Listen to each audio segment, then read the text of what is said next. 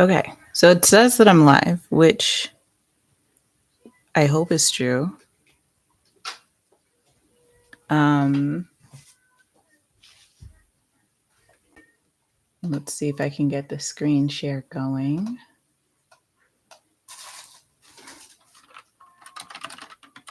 Today, we are going to go over some stories. We'll go through r/mom it, see what stories our mamas are telling and how we can be supportive of them today. Yeah? Okay. So let's see if I can share my screen. All right. All right. So today's stories are coming from r/mom it. I don't believe that this microphone is doing anything, but I will hang it up here just in case it is. All right.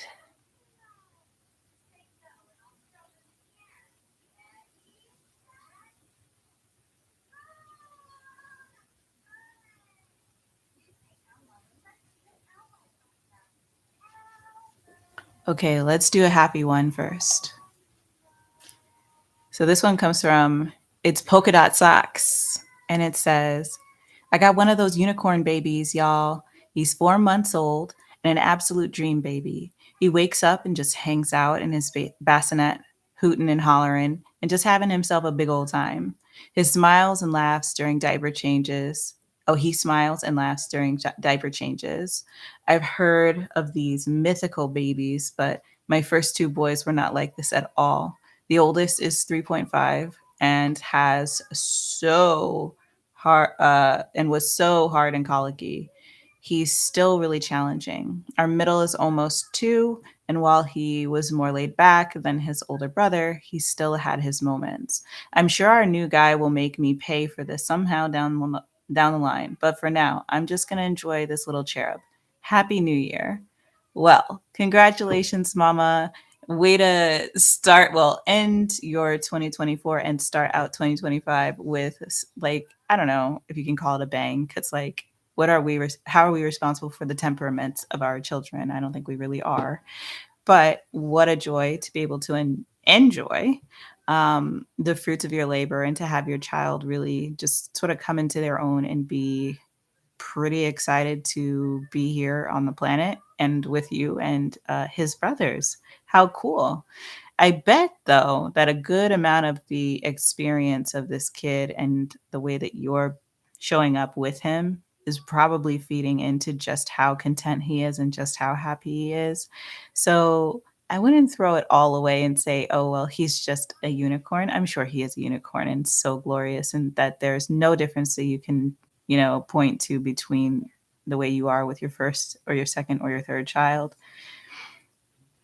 And yet, I want to encourage you and suggest that perhaps this little bundle of joy, quite literally, this bouncing baby boy, might be the result of your way of interacting with him and how he is responding to you, and then how you're receiving that and feeding into it into a positive feedback loop. Um, Maybe he'll make you pay in the future, but I think, why not just throw away that negativity bias and accept that sometimes we're just really fortunate and sometimes we can just enjoy that. So I hope that your 2025 is treating you beautifully. You absolutely deserve it. And this is so cute. I love this story. Let's see what else we got here.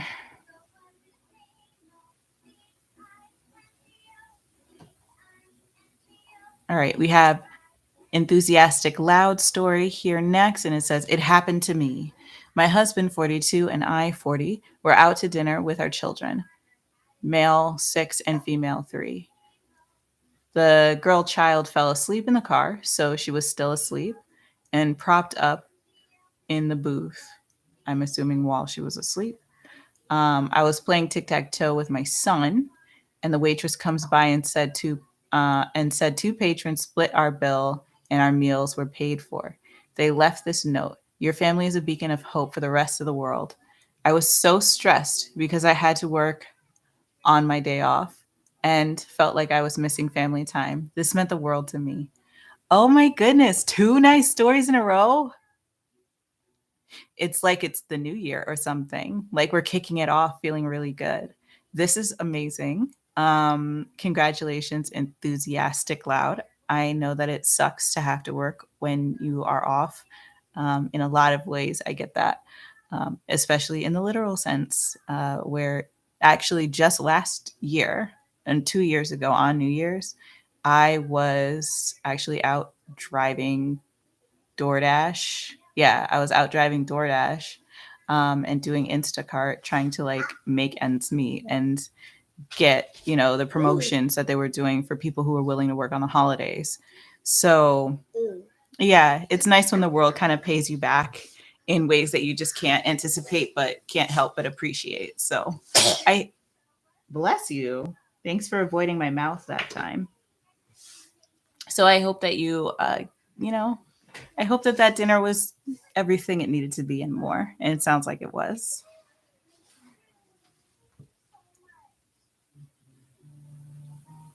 All right, let's see another story.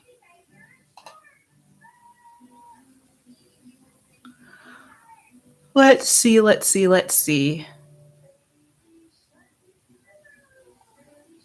Okay, let's do a little bit of support this story. This one comes to us from KJ Swish 86, and it says, Moms, help because I'm devastated. Last night, I, 38 female, found a text with another woman on my husband's phone, 40 male. I've been having this terrible intuition about something, that something was going there. But even yesterday, he told me my trust issues were getting out of hand. He was gaslighting me. Mind you, we just got through a difficult holiday. Our kids are 13 male, 3 male, and 2 female. Wow, what a spread. Our toddlers haven't been sleeping, so it felt like survival mode. Then I got the flu. I still have the flu. Last night, he still tried to deny it, even though I have proof. Luckily, he gave that up.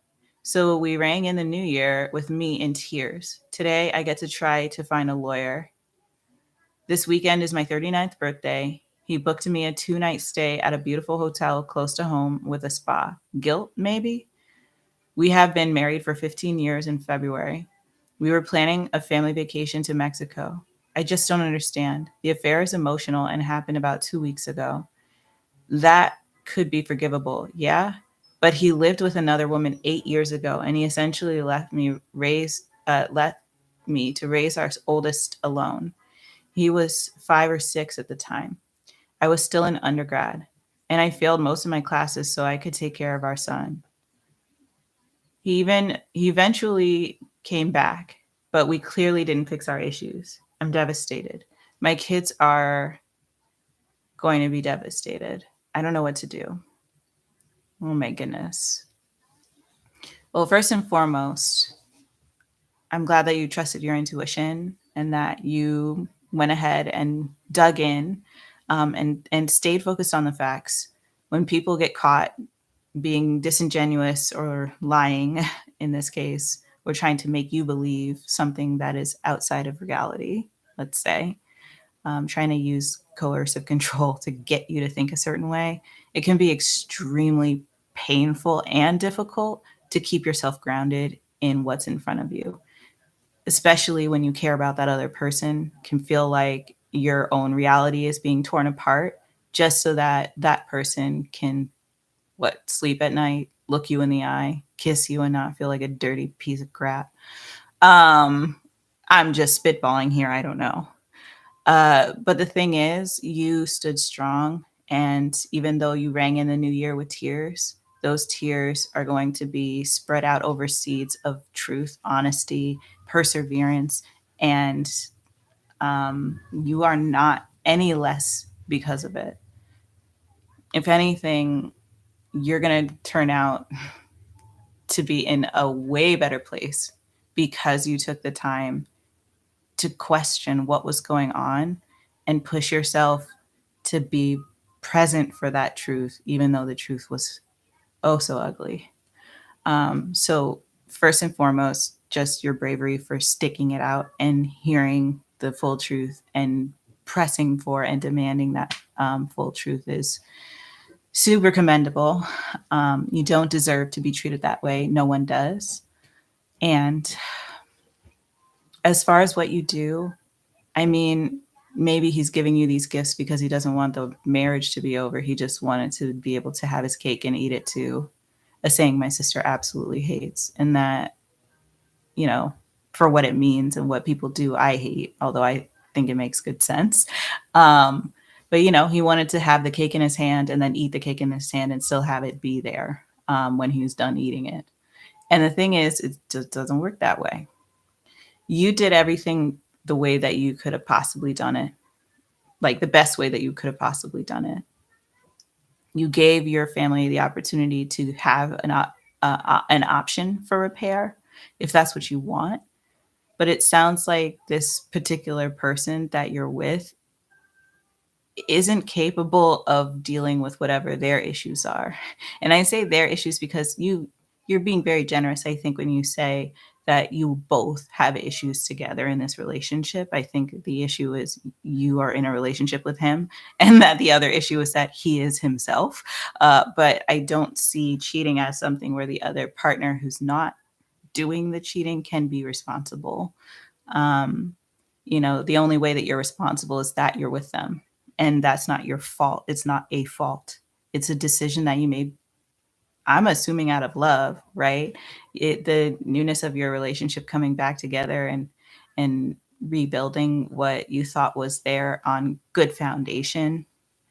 Um, it's just disappointing because of the loss and the sunk cost, right? You put in so much time, so much love, so much energy into three human beings that you built and raised and support through illness and through wellness and through happiness and through coursework and through graduation and on and on and on.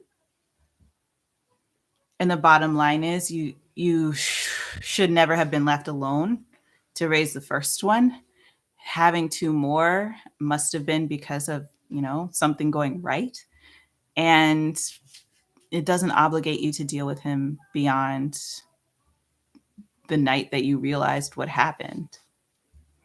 I sincerely hope that you're able to find a really strong and powerful support network of people who will look at you in the eye and tell you that they love you, that you're worthy, that you matter, and that this relationship is not healthy for you, and that your children will be resilient and they will be okay because they look to you and to how you respond to figure out how to be.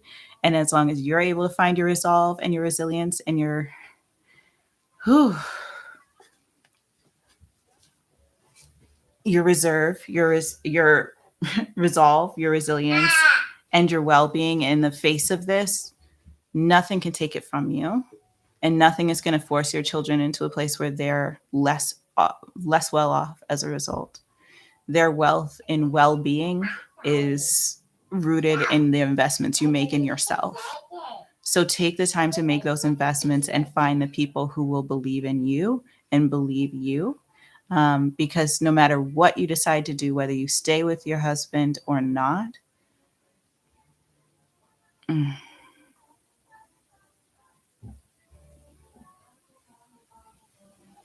you're going to need it.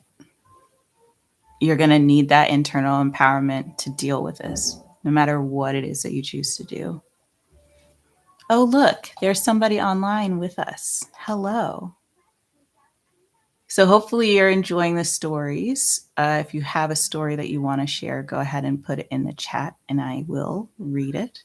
But let's go to our next story. Today, I think it's going to be a shorter day just because it's New Year's Day. A lot of people are doing their thing. And I myself am, you know, just coming back into it after New Year's. So I'm trying to take it easy, not take it too hard on myself. So today might be a shorter day, but hopefully we can enjoy some stories together. And not just enjoy the stories, because obviously these stories are a little bit heavy, but also, you know, work our way through some of these stories and hopefully support people who are going through things that are similar, or support people who are just going through things because we care.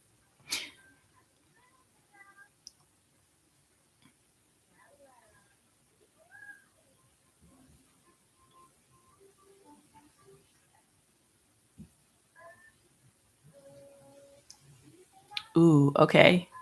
Let's read this one. It's by user Mallow6134, and it says, "My toddler has started telling me to go away, and it's awesome.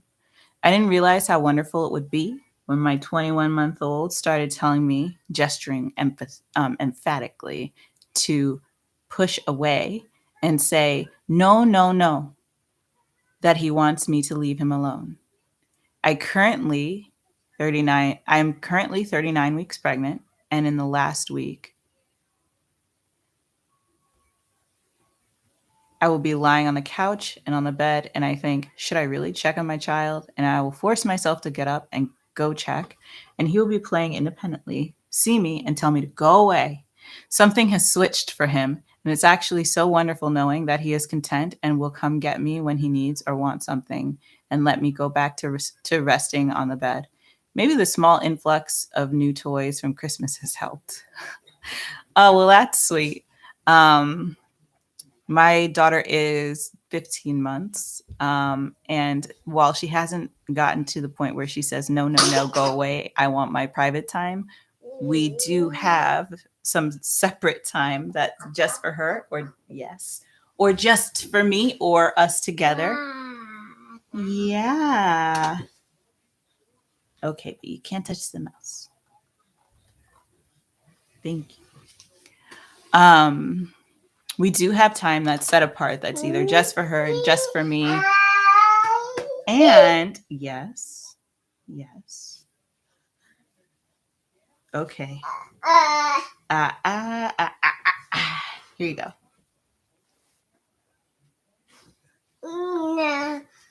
Yes, the world is behind you.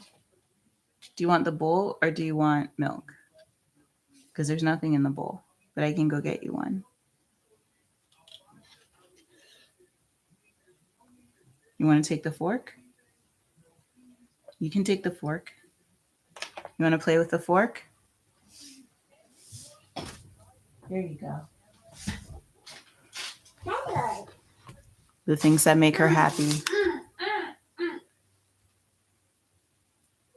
Okay.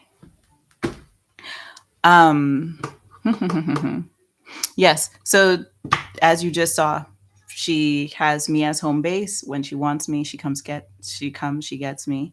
I spend a little bit of time with her, and then she's off to go do her own thing. In this case, play with a fork. And she'll be back when she feels like it. But as long as I keep an eye out and an ear out for her, things are pretty good and safe on this end.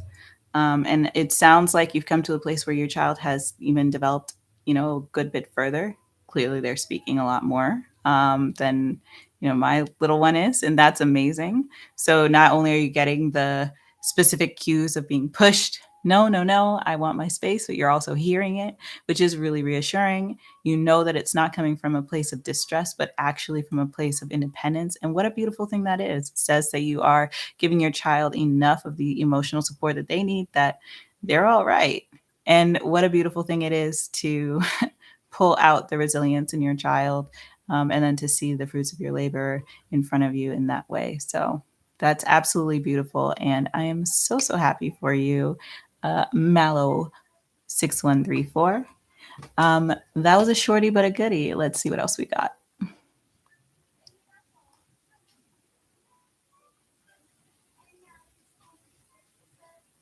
Oh God. I'm gonna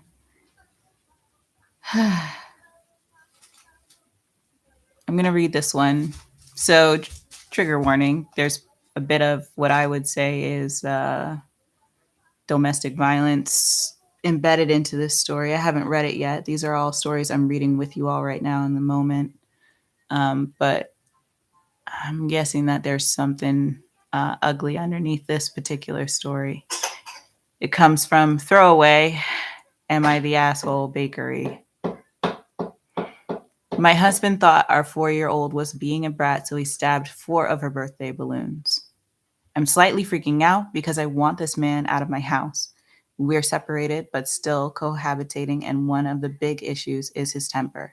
So today is our daughter's 4th birthday, and she wasn't listening to him about something, and he got fed up, took a kitchen knife, and popped 4 of her birthday balloons as punishment.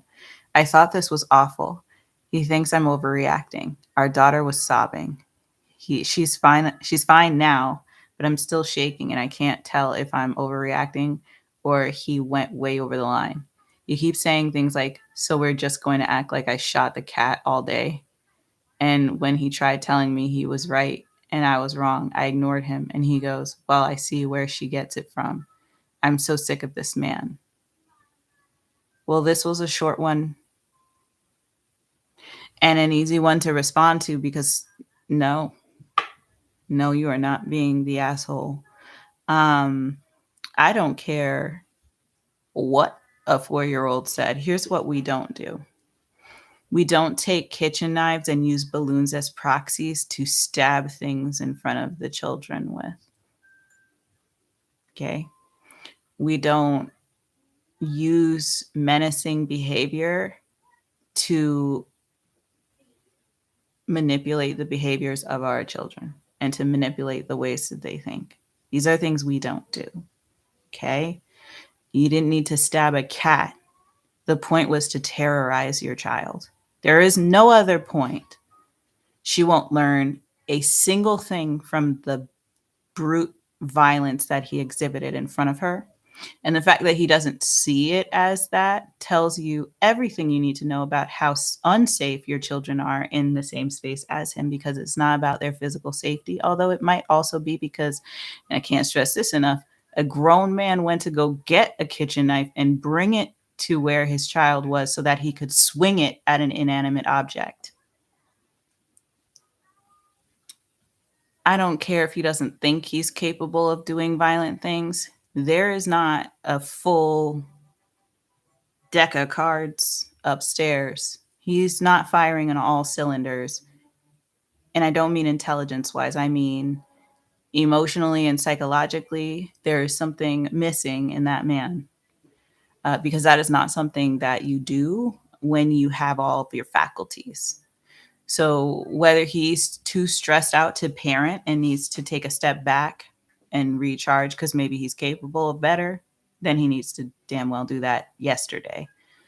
And if he's not, then he should be out of your house because he is a danger to your children.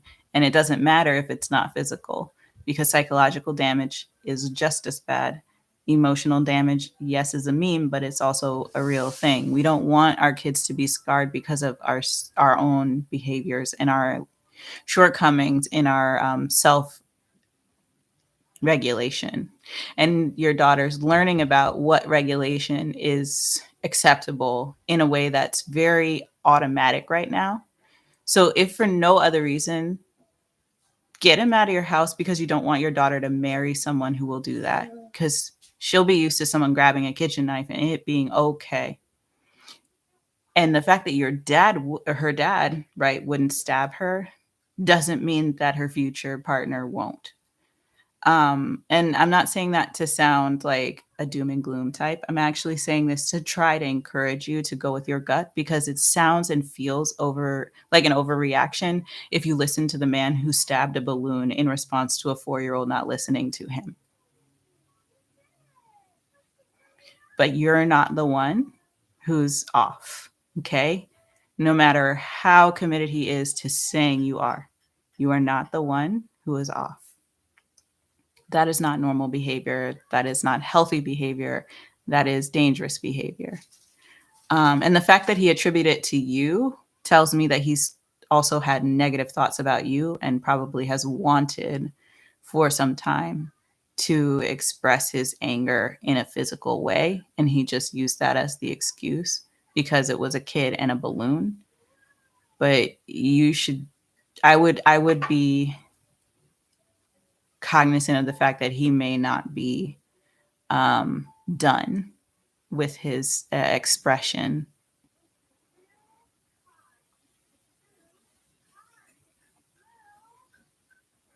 And I love this first comment, so I'm going to read it and then we can go to the next story. And this first comment just says, I told my husband once that he can't expect our toddler to manage his emotions if he can't as a grown man. And it's really that simple. Not only is your husband, your ex-husband, severely dysregulated, but he's expressing that dysregulation at your child. Like he is using your child to self-regulate. And she's 4. The damage there will be tremendous. It's not worth anything that you could possibly think. So just throwing that out there, but that's not my business. And I hope that you're okay. I hope your daughter's okay. I hope that her birthday got better or that you did something else to make up for that emotional strife because y'all all deserve better. And I hope that he is not in your house anymore. Or if he is, that he's getting the F out. Okay, let's do some postpartum progress stories. I see small victories. Let's read a happy story. Okay, weighed 166 pounds on November 15th, and it took a month and a half. But OMG, I'm 159 today, and I'm so happy to be out of the 160s. My goal is my pre-pregnancy weight of 120, but I'll be happy with 132. I'm almost 4 months postpartum, and OMG, that breastfeeding can really pack on the pounds. LOL. This is from Allie Look. Hey, Allie. So stick with it. Oh my gosh, that's amazing. Congratulations. Um, it may seem like it is a small like victory, but it's also not a small victory. Postpartum weight loss is really unpredictable and it's really based on like what your body, your baby, and your baby need. So don't push yourself. Please, if you need to call it a small victory, go for it. As a person who lost 34 pounds since pregnancy, which is all of my baby weight plus 14 pounds, I can tell you that the longer that you breastfeed, the more normalized your body will get around it. And so it may actually end up in the long term being one of your best allies to weight loss, especially once you've established your milk supply in a much more um, like sort of foundational, cemented in kind of way. For me, my milk supply was really very high in the beginning, and I was eating like my whole face off. So I get that. But then after a certain point, I kind of reached this set level where I was able to eat a certain amount, I was able to lose a certain amount of weight, but I was still producing the milk that my daughter needed. And it would be tough during the growth spurts that my daughter was going through, but we persist, we got through it. And I'm so happy for you 4 months in. That is amazing. Keep going. And like, if anything, consider breastfeeding as a possible ally in the long term. So don't write it off as a part of your process in your postpartum period. It is a great mood regulator to be able to rely on breastfeeding and that connection to co-regulate yourself and your baby. It is a calorie burner, about 500 calories a day for the average woman to make the average amount of breast milk. And then, yes, you do get a higher appetite in the beginning, but at a certain point, again, your metabolism will regulate, you'll get more used to it. And then you can start to play with how you incorporate exercise and continue to address the weight loss that you want to continue on with. So hang in there. I think my daughter just unplugged me because we are underneath. She is underneath the desk. So fingers crossed you can still hear me. I see the little box suggesting that I'm still sort of there. But it may be that you all can't see me for the rest of this. I may have to continue to use StreamYard until, oh, yay. Okay, thank you, Zion. So yeah. Okay. And you can see the screen, so I'll continue to read stories and talk to you, and hopefully that will be sufficient. I apologize for not being able to work around this weird camera action that's going on here.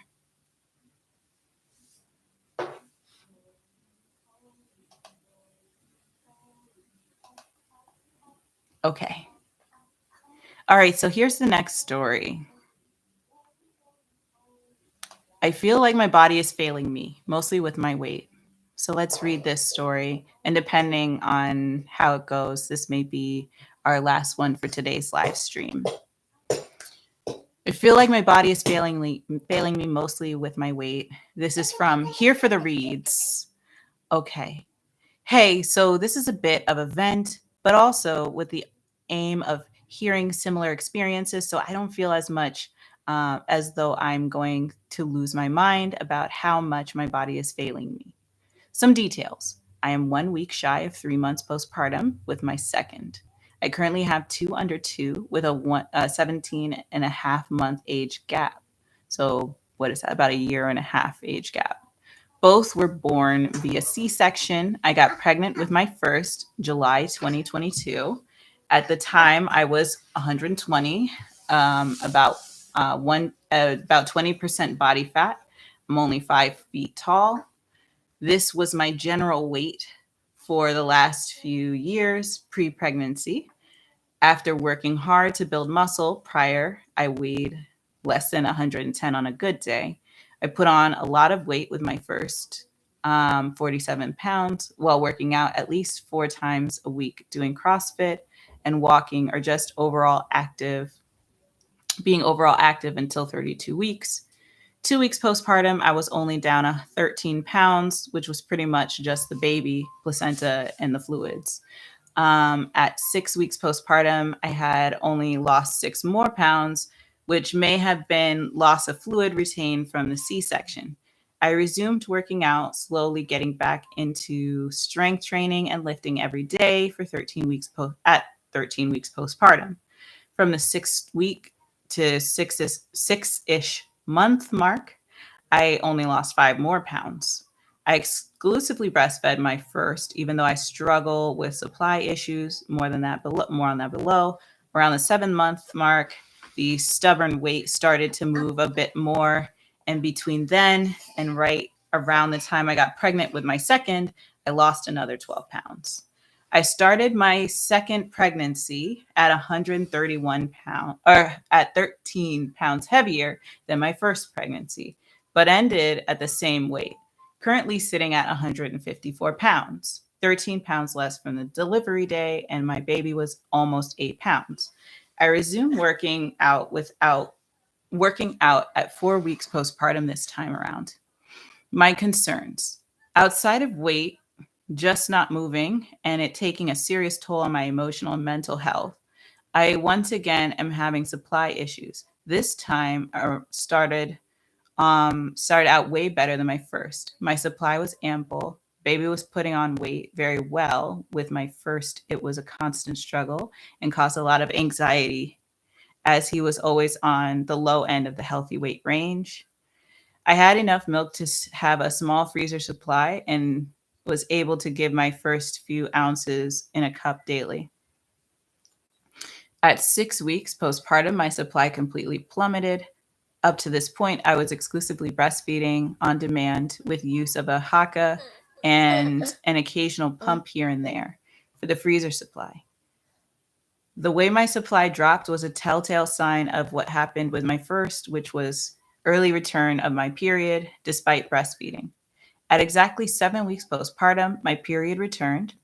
With my first, it was one day, and yeah, I'm not sure what that is supposed to say. With my first, it was 1 days any of 6 weeks postpartum. I don't know what that means. I've also been seeming. I'm assuming that this person is saying something about period flus. I don't know what period flus are. I've been horribly sick from ovulation until my period twice already postpartum this time around. Crazy migraines, fever, body aches, and pains. Feeling like I'm having the worst flu imaginable and barely functional. I feel as though my body is literally failing me. While it's so much easier said than done, and as much as I try not to compare, I see friends of mine on the postpartum over the last few years, easily lose weight, not talking bouncing back, madam, please. Please. Let's have a peaceful moment. Okay, fantastic.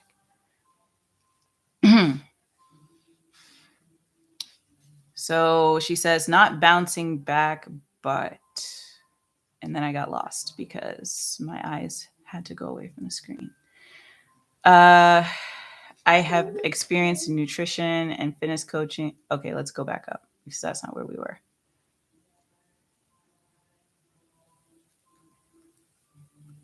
Okay, not talking bouncing back, as I don't expect that, even though a few did by 2 weeks postpartum.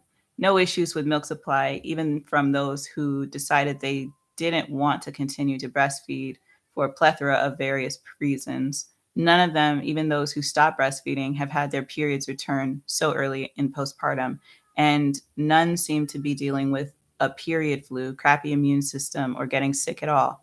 I literally feel broken and it's weighing heavy on my mind and mental state. A lot of my thoughts are how my body just seems not to work. Additionally, because I left some details out above, I have been tracking my macros with my food intake. I have experience in nutrition and fitness coaching, so those are two areas I know I'm not necessarily drifting astray in. I've had my thyroid tested and results have come back normal due to the constant pressure, anxiety, worry about my baby being fed and my milk supply getting hit harder. This time around, baby 2 has been combo fed around 7 weeks with formula, and I have started to wean. Feeds are down to 2 to 3 per day at this point. I don't know where else to turn. No one seems to get what I'm going through or has no means of understanding without experiencing it. My husband has been extremely patient and supportive, but he also just doesn't get it and tells me to give it time. It's frustrating when I'm doing things right as best as I can and not losing any weight or seeing any progress on top of everything else. I don't expect a quick fix or to lose all the weight in an unreasonably short time. Well, that would be nice.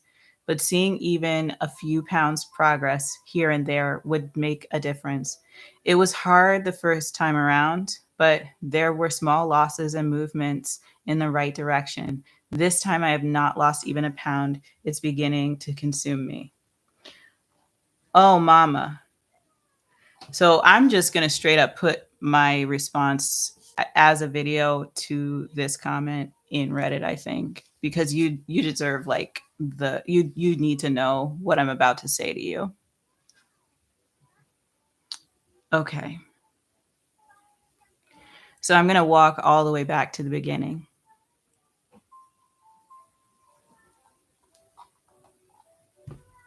You have had 2 babies. You've said in your description that you're about 5 feet tall.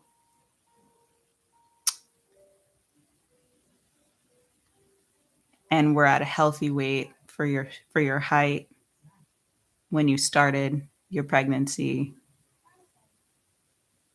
for your first child, and that the postpartum period, though difficult, was something that you could manage.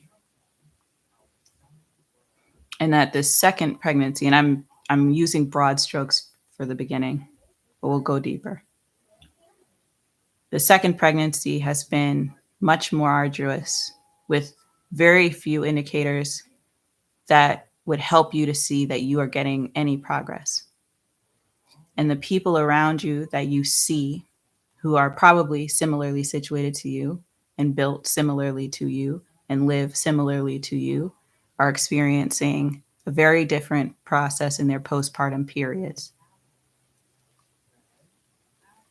And your very loving husband who wants to understand and support you is coming from a perspective of being a positive influence and talking to you in a way that's meant to be positive, but it's falling flat. And I want to say to you, I hear you, I see you, and while I have not gone through everything that you've gone through, I understand you because I really do hear you. And I want to start with some of the challenges that you've talked about, and we'll work our way back to the positive.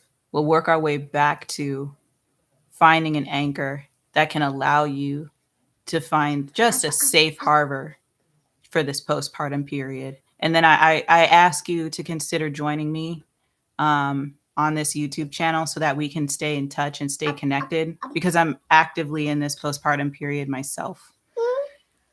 So when you mentioned the period flu, I've never heard of that,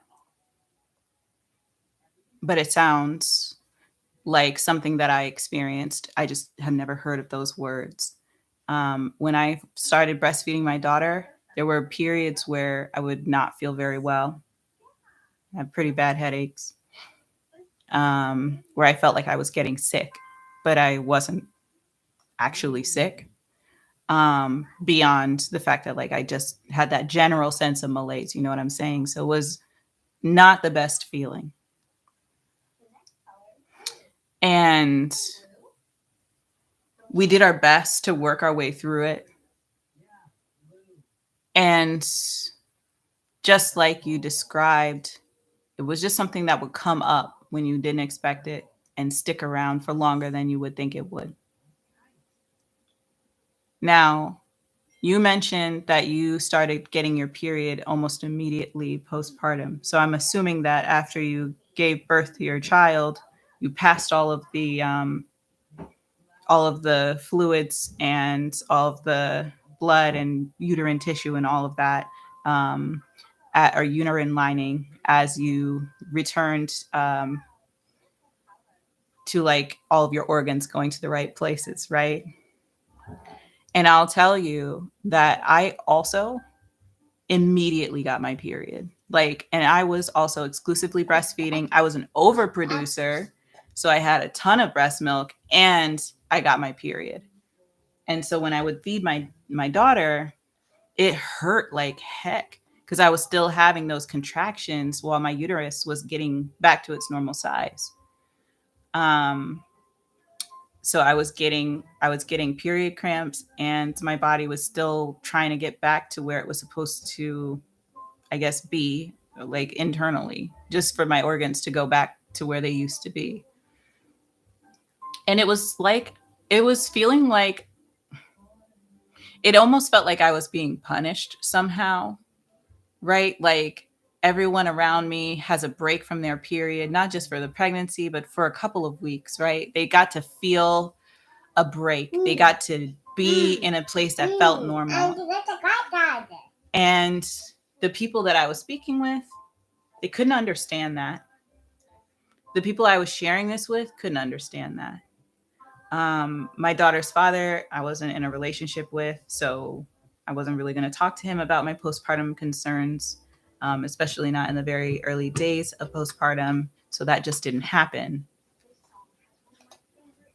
I had a vaginal birth, so it was harder for me to connect with people who had C-section births or who, had a different relationship with the birth experience itself, because I tore when I gave birth to my daughter. So it was just a very different experience, healing after. And it was so isolating because myself and my daughter, we didn't have some place to go immediately after I was, out of the hospital. We actually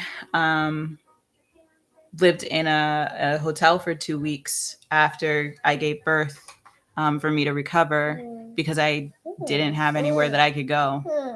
And it was really hard. And it was extremely isolating and so lonely. And I know that my situation is different, but I do feel that severe loneliness that's just pervasive throughout your story. And when you add into that your body changed tremendously from what you were used to twice, all I can think is, well, if you only thought that it was a challenge in your first time around, then now how could you think anything other than that you're your experience is somehow a punishment or a pushback on who you are personally. And I'm not saying it is. I'm saying how could you not feel that way? I've only had my one daughter, but I had her after I'd already gained weight. And I was worried about being able to lose baby weight because I had never really seen anyone snap back who had a baby. In my family, the women who've had children all became morbidly or super morbidly obese after having children, and they were overweight to begin with. So the idea of having a child, the idea of maintaining my health and finding a way to be okay was just out of my reach. And then to add to it, I wasn't able to nurse my daughter right away.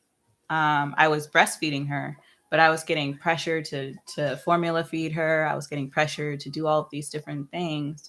And, the idea that there was something wrong with me was not something anyone was shy to imply. And so to go from that while you're trying to just maintain your sense of well-being and you're dealing with supply issues and maybe aren't feeling supported by lactation specialist or your gynecologist or pediatrician, right? Because they could give you maybe some advice there. I mean, it's just a radically isolating experience. And to be feeling trapped inside of your body at the same time, again, getting into that feeling of punishment and that feeling of self-isolation, it just becomes so much worse. And you don't need that. You really don't. None of us needs that. But I'm reading your story, so I'm saying you don't. And I'm saying this because I see you. You're doing everything in your power to maintain the strength of your body. You're doing everything in your power to maintain the strength of your mind.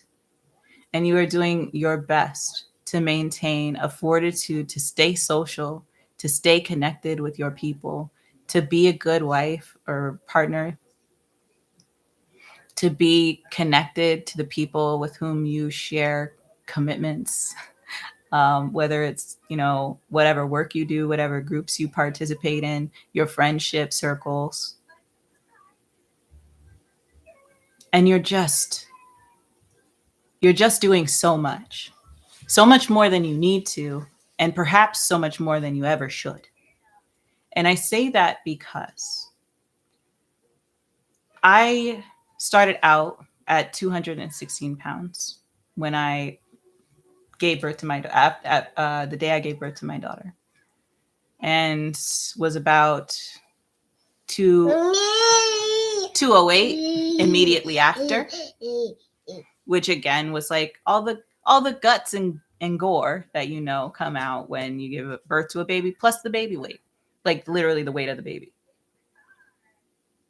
And from that period to my 6-week appointment, I went to 201, which sounds like a lot, except for that my healthy weight, like a weight that I was okay with being, was 167 pounds. And I was in so many ways just not in that body and not in that space. And I wasn't going to wake up and suddenly be in it. And I wasn't even going to wake up and feel like I was on my way to being in it. And so I had a decision to make. And I want to push this in your direction as a suggestion that you can maybe consider, maybe not. It's up to you, of course. But I want to offer you this thought. There was no world in which I could meaningfully lose any of the baby weight that I had gained, any of the pregnancy weight that I had gained, or any of the weight that I gained before pregnancy, until I calmed down internally the raging storms that were telling me something was wrong with my body. And I had the good fortune of recognizing that that message was being delivered wrongly, incorrectly, unfairly, unjustly to me, from me, at an early enough stage that I could back off of myself and let myself heal from the entirety of what it means to be, in so many ways, right, with C-section, ripped apart. Because it's not quick, the healing process. And it's not painless. And you did a second one, which means you were ripped apart twice. This isn't something that we bounce back from. I know you say that you don't expect that, and I'm glad. But I want to emphasize that bounce back doesn't mean 2 weeks. When I say we don't just bounce back from that, what I mean is that the trauma that we endure when we are literally pulled apart and put back together with shoestrings and bubble gum, it's not something that we just go in a 6-month period or in a 9-month period. This is something that we have to give ourselves almost what feels like unlimited time to deal with, because our bodies will decide, and they will, if we trust ourselves, they will decide that there is a time for that. But if we try to tell it, do this, do it now, make this loss, lose this weight now,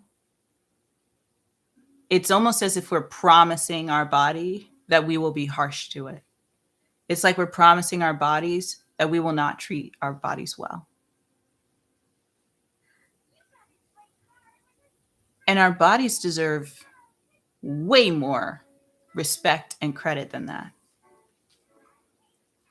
Now, no matter what your friends have experienced, even you know that from one child in the same body to the next child in that same body, your response to the postpartum period can be dramatically different. And so comparison will be the thief of your joy, to quote somebody else here on Reddit. Your set point for your well-being, no matter what size you are, is the one thing you control. And if you are able to give yourself the peace that's required and in the space that's required to say, this body is okay because it's carrying me and it carried my children, and it will carry me forward towards the goal and the vision that I have for myself. Should I allow it to heal, you will get there. And I'm not saying you might get there someday. I'm saying you will. It is an inevitability. The only thing that can slow that process down for you is feeling like you can't do it. And I don't mean that figuratively or spiritually. There's a very pragmatic element to what I'm saying right now. And this is all my belief. You feel free to throw it away. I have a fitness instructor background, certified in the Association of Aerobics and yes, I'm certified in AFA.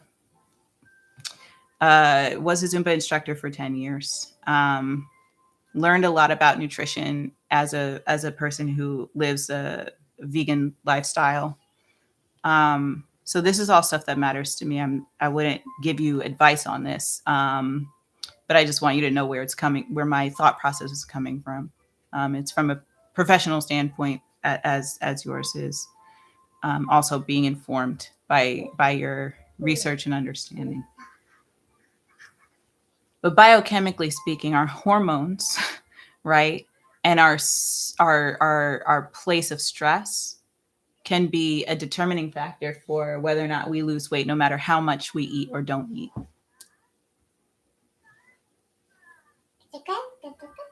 And so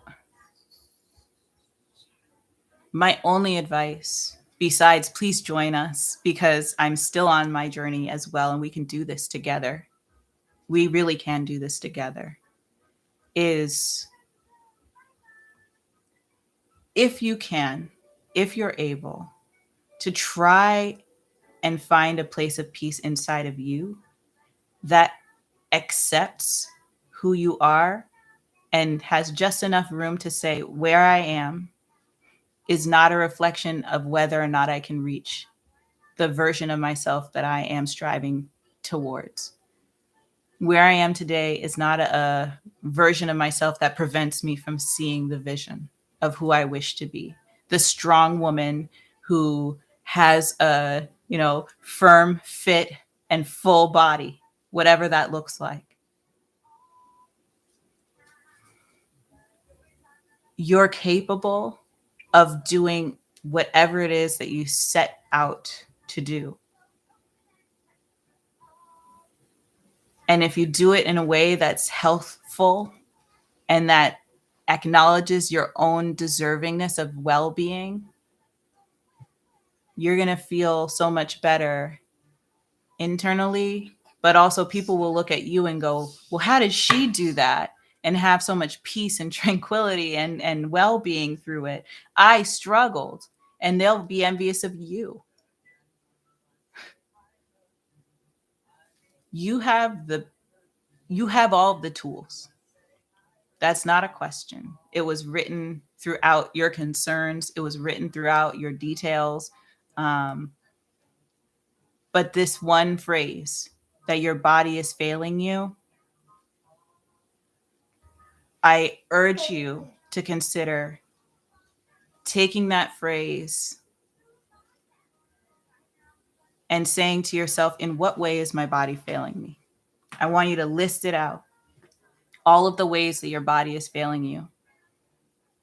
And then I want you to see the thing that you believe within those things. So your body is failing you. Okay, how? Your body's failing you because you haven't lost weight? Yes. Okay. Your body's failing you because you haven't lost weight due to this second pregnancy, correct? Yes. Is that to be expected? Is the next question I want you to ask yourself. And the answer is also yes. Your body is not doing anything that you wouldn't expect a human body to do should it go through the types of and number of traumas that yours specifically has. And I do say traumas, meaning not emotional, but physically trauma. Your body is cleaving onto whatever it is that happens when we go into a state of, being surgically put together again. It's just not the same as anything else that I think we can go through. And even having gone through a vaginal birth, my body was not the same after. But the further and further I got, yes. The further and further I got, yes, peanut, yes. The further I got from the date of delivery, the closer I got to a healed version of that body. I just had to let myself get closer to that version. The weight loss that I experienced was over the course of a year.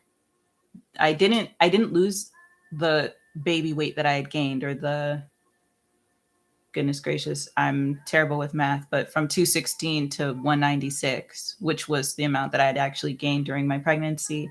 I didn't lose that until the year was over. I didn't exercise. I just let myself be. And I'm not saying you shouldn't exercise. I'm saying for me, to feel the peace that I needed to feel, I had to keep my body at peace, at rest. And I had to be belligerent about my commitment to resting. But when I was ready to move, oh my goodness, my weight loss has been tremendous, like so strange, because I've never had this happen before except for like 2 other times in my life. And I wasn't pregnant at those times. But so much of this is just getting ourselves to be calibrated to a version of normal that we just aren't familiar with. And if any of this sounds like you, that sounds like it could be supportive of you moving forward in this process, please join us at the Spinning Mama.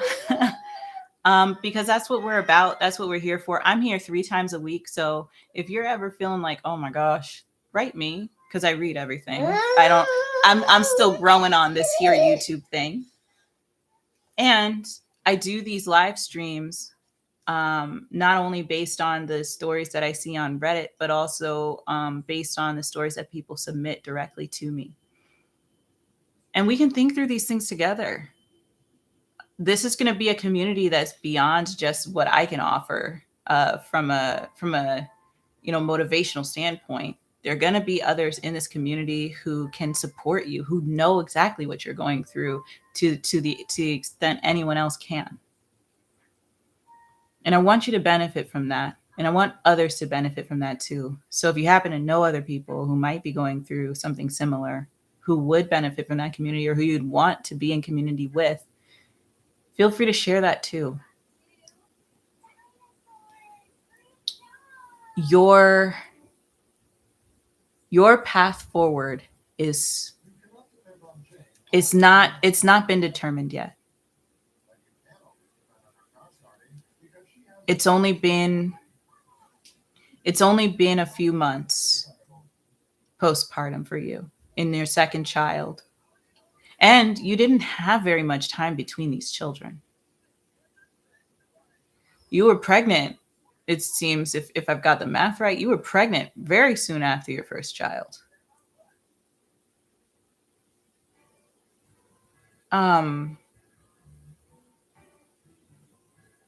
So please consider being gentle on yourself, being gentle with yourself. And let's not let this be the last we talk. Because I really do see you. And I think that we can be supportive of one another. I'm actively working on, doing weekly exercises on my Peloton and doing motivational videos on Monday. Again, I'm online live from 5:30 until the spirit moves me. I'm going to be off after this story. This was the story I think I was looking for today. But yeah, I hope to see you around. Feel free to ping me or message me and let me know it's you. Here for the reads. And I will look forward to connecting with you and with others who may resonate, with whom this story may resonate, or with whom my response may resonate. But I see you. You are not alone. You're not doing anything wrong. And if you want to commit to the idea you're doing something wrong, the only thing that you're doing wrong is that you're not giving yourself enough grace. Because you've spent more time pregnant than not in the last 2 years. So please consider that. And let's be in touch. All right. With that, I'm going to say to you all good night. I hope that you all are well, no matter where you are in this world. And I will see you real soon in the next live stream. But for now, bye.